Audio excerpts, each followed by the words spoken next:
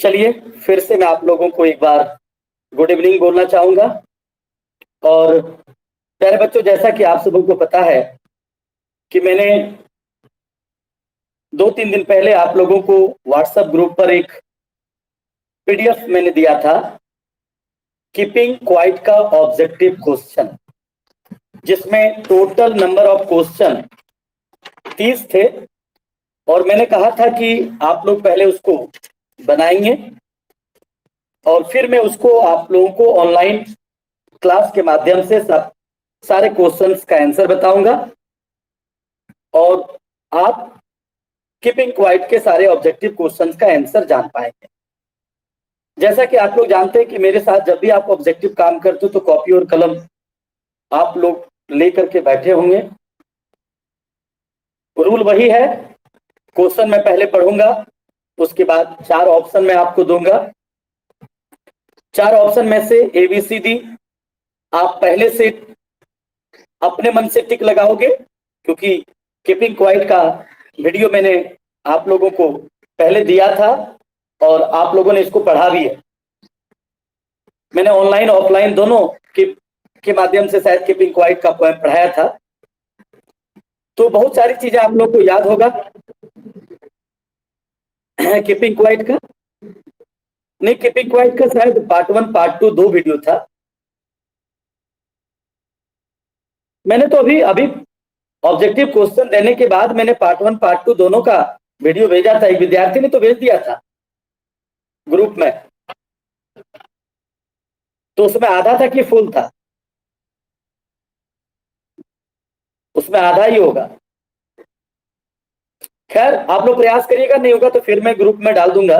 फिर से एक बार आप वीडियो को देख लीजिएगा, क्योंकि आपके सिलेबस का सबसे इंपॉर्टेंट पोएम है कीपिंग क्वाइट। ठीक है, तो चलिए आप लोग रेडी होंगे कॉपी कलम लेकर के।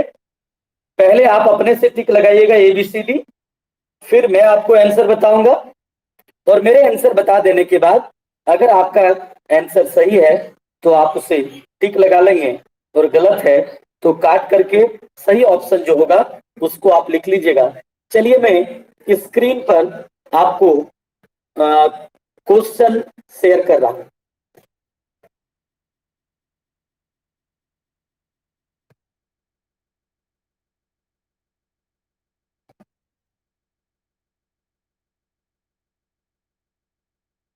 क्वेश्चन आपके सामने दिखाई दे रहा है।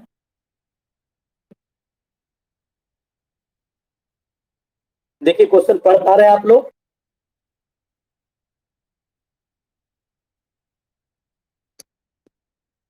जी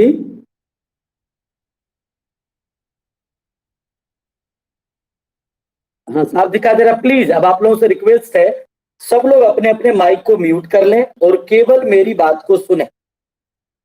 ठीक है, चलिए।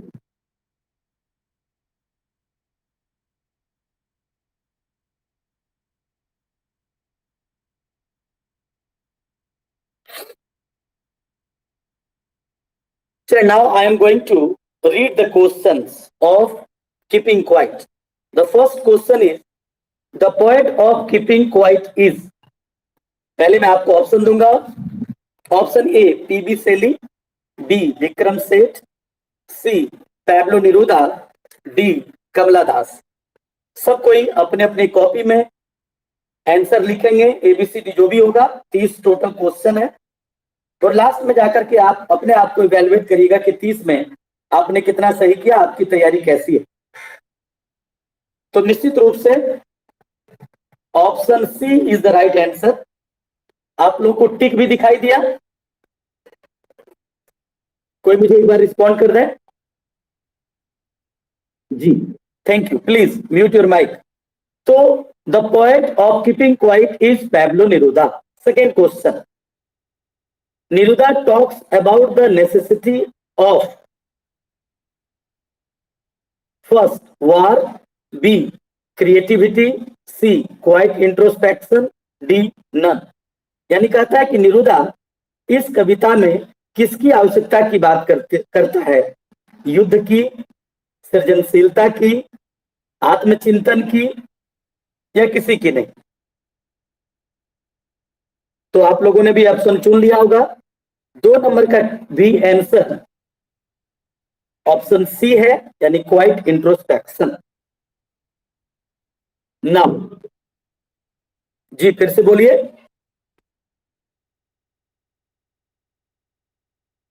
और मैं 2 नंबर क्वेश्चन है, तो मैंने ये 3 नंबर का क्वेश्चन बताया, ठीक है।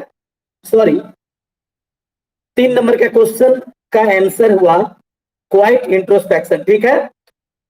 2 बार लिखा गया है 2 नंबर, कोई बात नहीं है। तो सेकंड क्वेश्चन जो देख लीजिएगा, who won the Nobel prize for literature, यानी साहित्य के लिए नोबेल प्राइज किसको मिला था? Robert Frost, Pablo Neruda, Kamala Das, none. तो डेफिनेटली आप लोगों को पता है कि आपके सिलेबस में 6 पोएम है, और 6 पोएम में पैब्लो नेरुदा को ही नोबेल प्राइज मिला था। It means B is the right answer. Clear हो गया? अब हम लोग आगे बढ़ सकते हैं।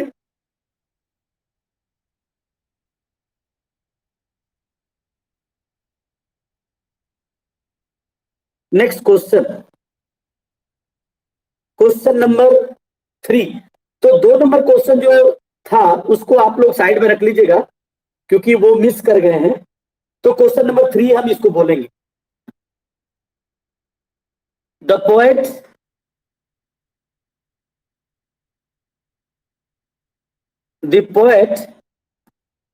appeals to the reader to keep quiet for option A 20 seconds, B 1 hour, C 30 seconds, D 12 seconds। यानी कवि पाठकों से निवेदन करता है चुप रहने के लिए कितने देर के लिए? चूज करिए पहले आप लोग। तो आप सबों को पता है कि D is the right answer, क्योंकि कवि हमें 12 तक की गिनने की बात करता है। क्वेश्चन नंबर 4, आप लोगों को कविता याद है? सबको, आप लोगों को पता होगा कि कवि इस पूरी कविता के माध्यम से हमें चुप रहने के लिए कहता है, तब तक जब तक कि कवि की गिनती 12 तक की समाप्त ना हो जाए। तो इट मीन्स हमें यह जानना है कि the poet tells us, request us to keep quiet for 12 seconds. Next question, 12 seconds it means यहां समझेंगे until he finishes the counting of 12, यानी जब तक उसकी 12 तक की गिनती ना हो जाए। 4 number question, the poet advises the people not to speak, कभी लोगों को सलाह देता है नहीं बोलने के लिए। Option A French, B Spanish, C any language, D English. चलिए टिक लगाएंगे आप लोग पहले अपने से। आप लोगों ने लगा लिया होगा। तो 4 नंबर का आंसर है सी, यानी the poet advises the people not to speak any language, कभी हमें कोई भी भाषा प्रयोग करने के लिए नहीं कहता है। तो C is the right answer. Next, पहले खत्म होगा, आप लोग बिल्कुल खाली सुनिएगा। जब क्वेश्चन समाप्त होगा तो जहां भी जो डाउट होगा वो आप नोट करके रखिएगा, बाद में पूछ लीजिएगा। पहले क्वेश्चन चलने दीजिए।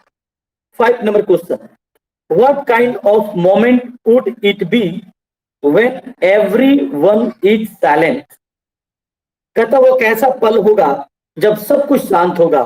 First terrible, second painful, C exotic, D unforgettable. Which kind of moment would it be?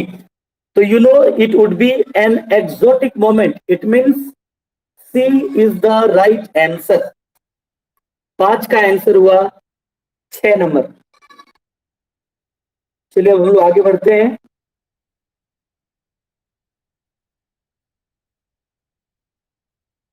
Sorry, 5 का आंसर हुआ C. Now question number 6, sudden strangeness is one of the following poetic devices. First simile, second personification, आणि ए simile, B personification, सी alliteration, D repetition. यहां शायद आप लोगों को थोड़ी सी परेशानी हो सकती है। तो मैं चारों पोएट्री डिवाइसेस के बारे में थोड़ा मैं बता दूं। सिमिली के बारे में आप लोगों को पता है, जब दो अनफेमिलियर चीजों के बीच कंपैरिजन करते हैं और अगर तुलना के पहले लाइक या एज लगा रहे तो सिमिली होता है। पर्सोनिफिकेशन उसे कहा जाता है जब नॉन लिविंग चीज को मानव की तरह प्रस्तुत किया जाए, मानव से उसकी तुलना किया जाए, यानी मानवीकरण किया जाए, तो पर्सोनिफिकेशन हो गया। एलिट्रेशन उसे कहा जाए जब दो वर्ड्स एक ही लेटर से शुरू हो। याद रखिएगा एलिट्रेशन के बारे में। सडन स्ट्रेंजनेस, यहां गौर करोगे, सडन भी एस से शुरू हुआ है और स्ट्रेंजनेस भी एस लेटर से शुरू हुआ है। यानी यदि दो वर्ड सेम लेटर से प्रारंभ हो तो उसी को एलिट्रेशन कहा जाता है। इट मीन्स 6 का सी इज द राइट आंसर। तो इसका आंसर हुआ एलिट्रेशन। और रिपीटेशन के बारे में आपको पता है, जब वर्ड को बार बार रिपीट किया जाए। जैसे हम लोगों ने कमला दास वाली कविता में पढ़ा था ना कि स्माइल स्माइल एंड स्माइल, तो उसको रिपीटेशन कहा गया था। तो 6 नंबर का सी नंबर सही है। C option is the right option. Question, next question. Fisherman in the cold sea would not harm. मछुआरा आज ठंडे समुद्र में किसे क्षति नहीं पहुंचाएगा? Option A sea horses, B mermaids, C whales, D tortoise. यानी समुद्री घोड़ा, जलपरी, व्हेल मछली या फिर टॉर्टोइज कछुआ। तो आप लोगों को याद होगा इसका भी C is the right option. यानी व्हेल। जनरली आप देख रहे हैं कि सारे क्वेश्चंस का जवाब लगभग सी ऑप्शन में ही हो रहा है। इसका मतलब ये नहीं कि सबका आप आंसर सी कर देंगे। तो फिशरमैन आज व्हेल मछलियों को हार्म नहीं करेगा। आपने पोएम पढ़ा होगा, आपको याद होगा ये बातें। Next question, 8 number. Who would look at his hurt hands. कौन अपने जख्मी हाथों को आज देखेगा? Option A man gathering salt, B man gathering stones, C boys picking rags, D grave diggers. तो आप लोगों को याद होगा option A is the right answer. यानी नमक संग्रह करने वाले लोग आज अपने जख्मी हाथों को देखेंगे। तो चलिए, इस प्रकार से 8 क्वेश्चन हम लोगों ने फिनिश कर लिया। Now question number 9।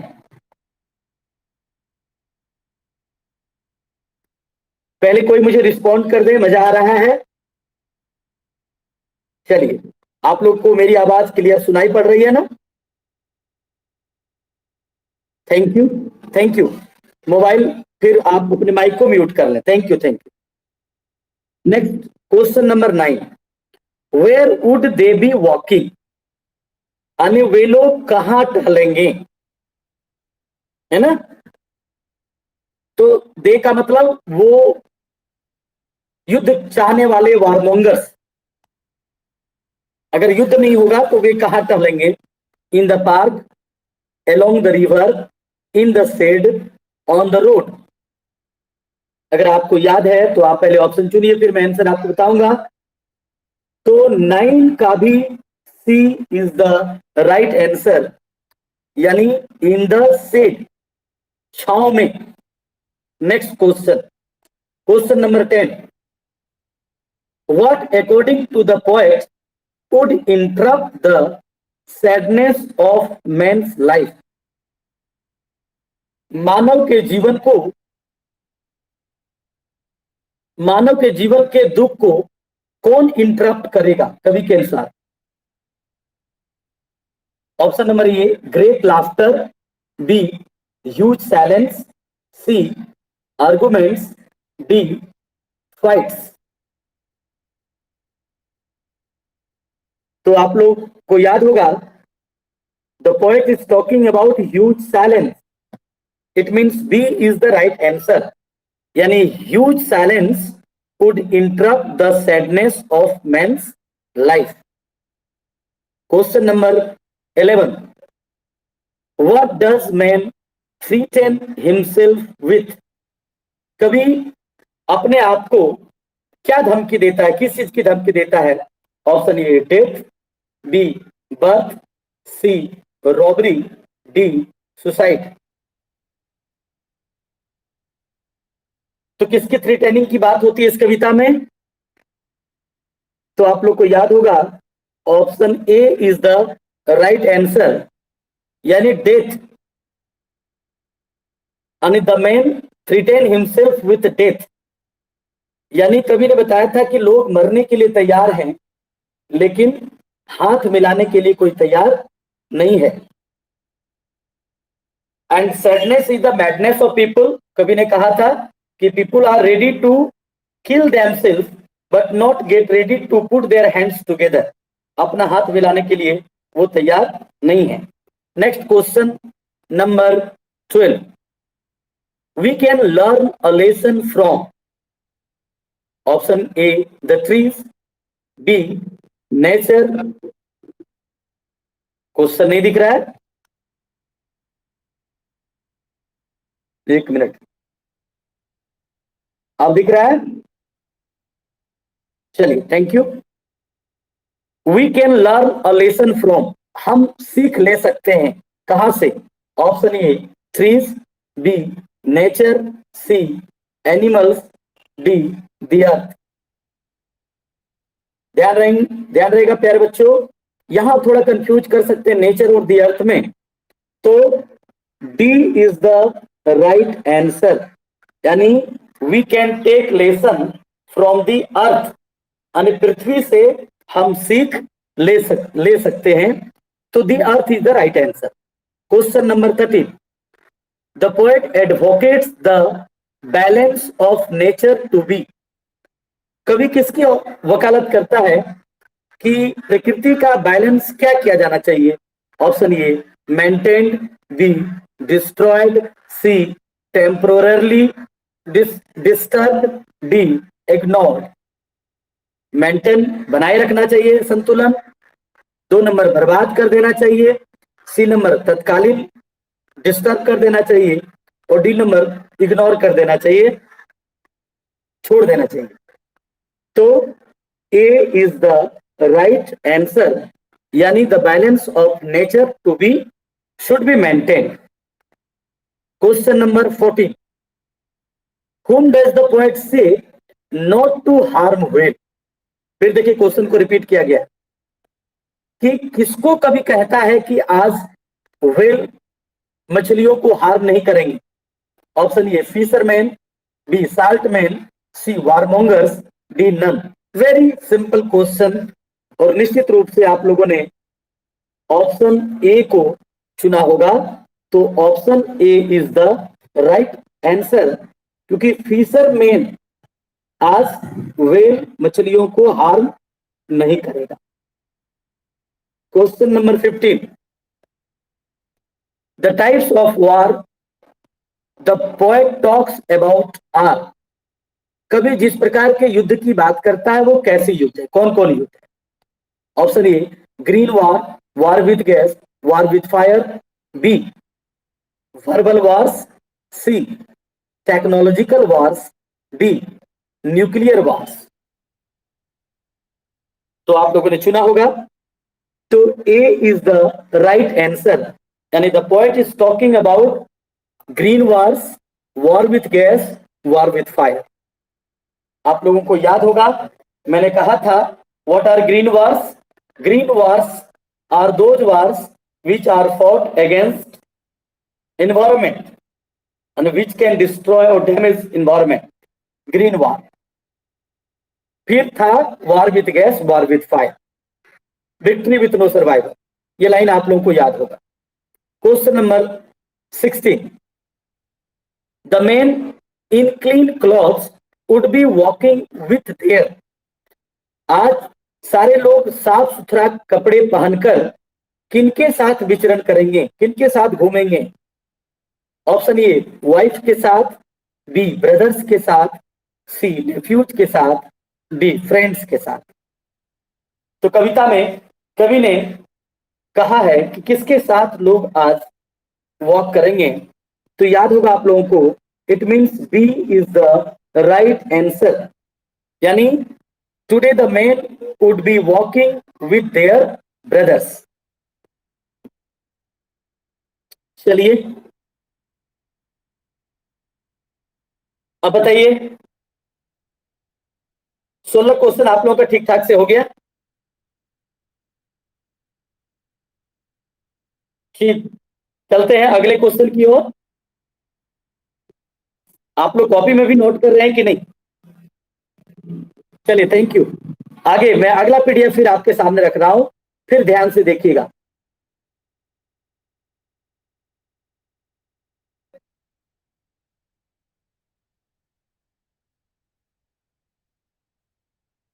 Now, next questions are before all of you.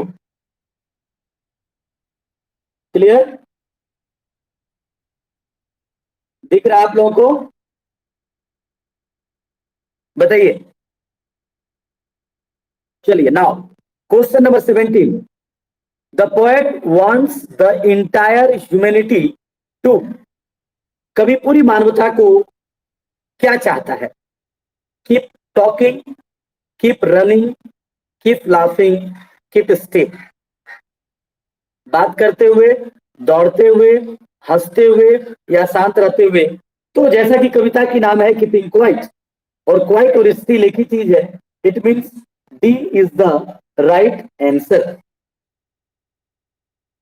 18 number question, when the poet says we will count to 12, he means.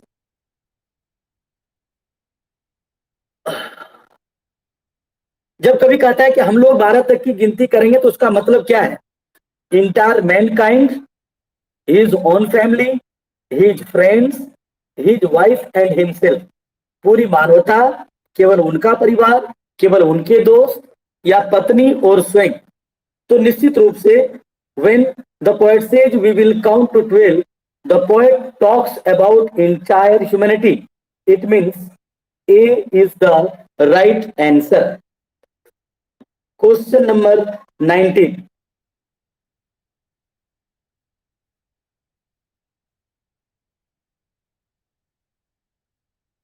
Without rush, without engine refers to. बिना भीड़ के, बिना engine के कवि का कहने का क्या मतलब है? Option A no noise, B no hurry to go to office, C no travelling, D no holiday holidaying. तो निश्चित रूप से आप लोगों ने ऑप्शन ए को राइट आंसर चुना होगा। जी, क्वेश्चन नहीं दिखाई दे रहा है? एक मिनट, आपका नेटवर्क शायद नहीं होगा, इसलिए आपको प्रॉब्लम हो रही है। नेटवर्क में ही प्रॉब्लम होगा, मुझे तो साफ दिखाई दे रहा है। हाँ, और देखिए किसी को दिख रहा है? कोई बात नहीं है, आप तो मेरे क्वेश्चन को, मैं तो पढ़ भी रहा हूं ना, आप सुन भी रहे होंगे, और सुन करके जब आप अपने स्क्रीन में आप देखोगे तो शायद आपको सही सही दिखेगा।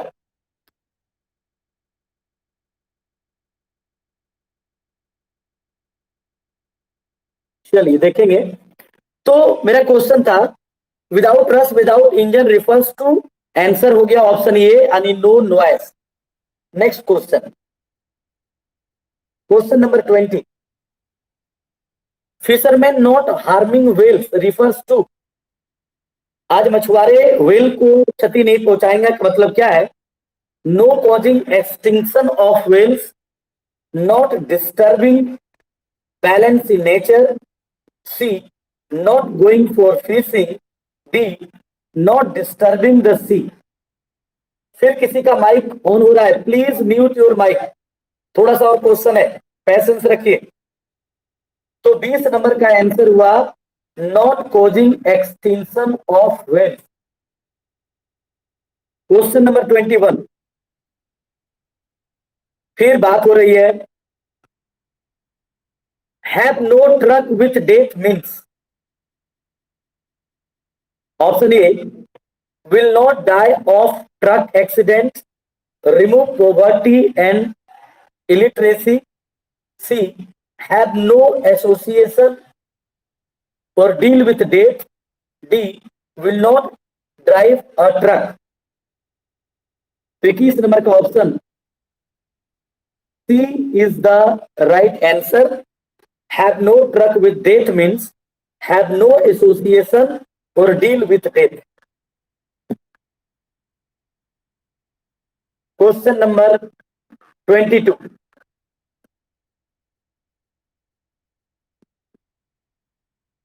भाई जिनका माइक ऑन है प्लीज ऑफ कर लीजिए, नहीं पढ़ना आप कट करके निकल जाइए please. Next question, the man looking at his hurt hands is a. Option A, salt gatherer, B, diamond cutter, C, rag picker, D, surgeon. जो अपने जख्मी हाथों को देखेंगे तो कौन देखेंगे? तो definitely you would have chosen the option A. तो 22 का option number A is the right answer. 23, according to the poet, wars that are fought have no, according to the poet, wars that are fought have no, क्या? जो युद्ध जो लड़ा जाएगा उसमें क्या नहीं होगा?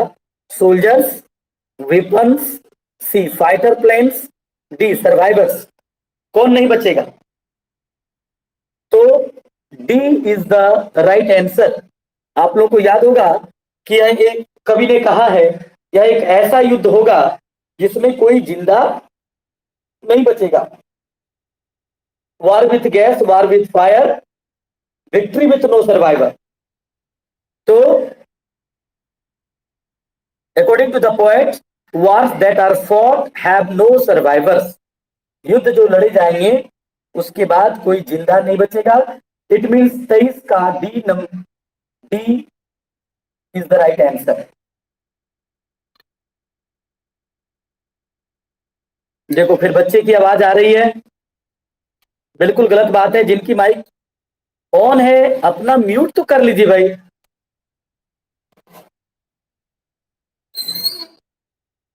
डिस्टर्ब करिएगा तो मैं क्लास आगे से नहीं लूंगा, ध्यान रहे। The poetic devices used in the last line, when everything seems dead and later proves to be alive, is option A, imagery, irony, paradox, transferred epithet. तो इसका आंसर आप लोग नहीं जानते होंगे, केवल आप आंसर जान लीजिए, यानी D is the right answer. तो इसमें जो पोएटिक डिवाइसेस है वो ट्रांसफर एपिथेट है। Next question number 25, man needs to learn a lesson from. फिर वही क्वेश्चन कि मानव कहां से पाठ लेगा, कहां से सीखेगा? ये मून से, बी, स्टार से, सी, अर्थ से, डी, सन से। तो आप लोग को पता है कि C is the right answer.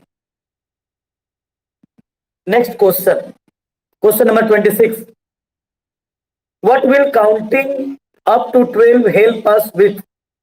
12 तक की गिनने में हमें क्या मदद करेगा? Achieving harmony, brotherhood, B, achieving goals and ambitions. Gods लिखा गया है, ये डी, एल होगा।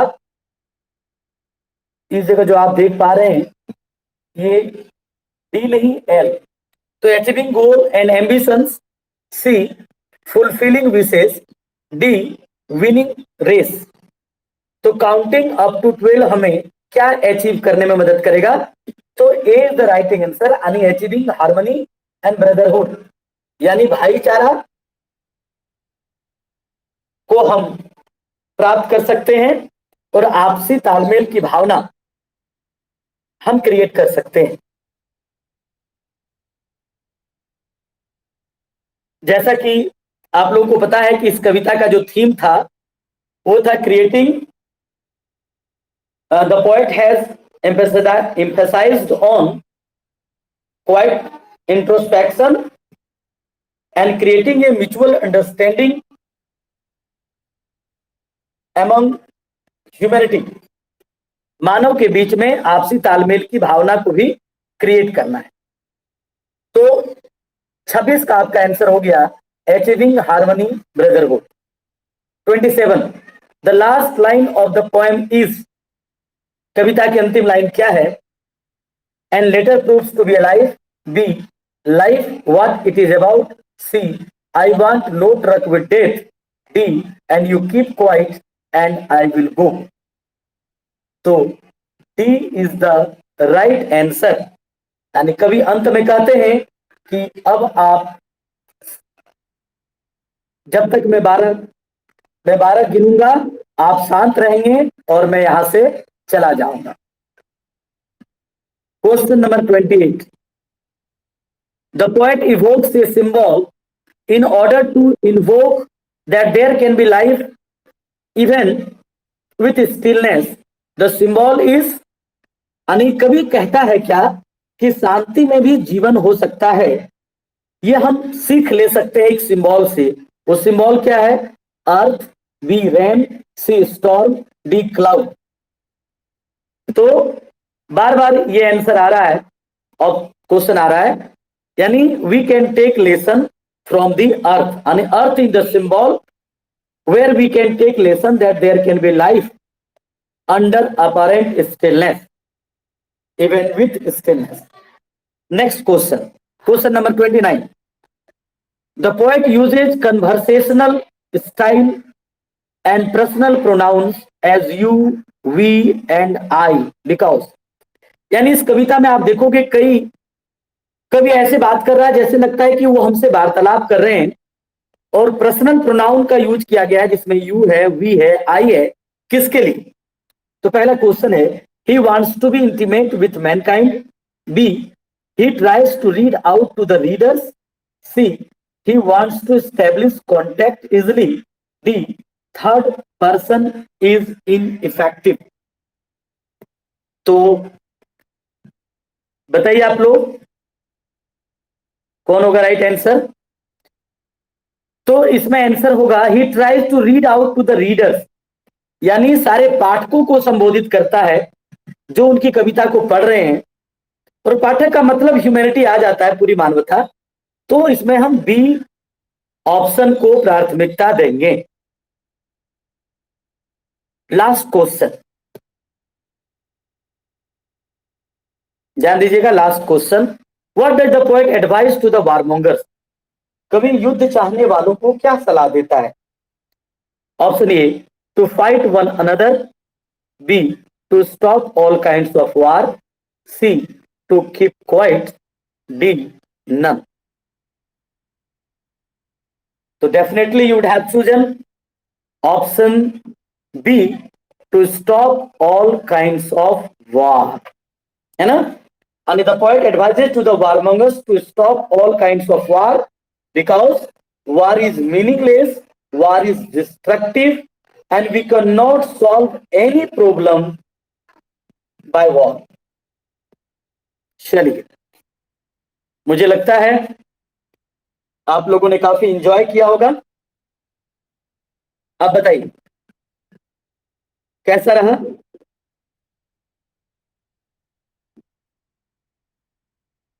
चलिए, वेरी गुड।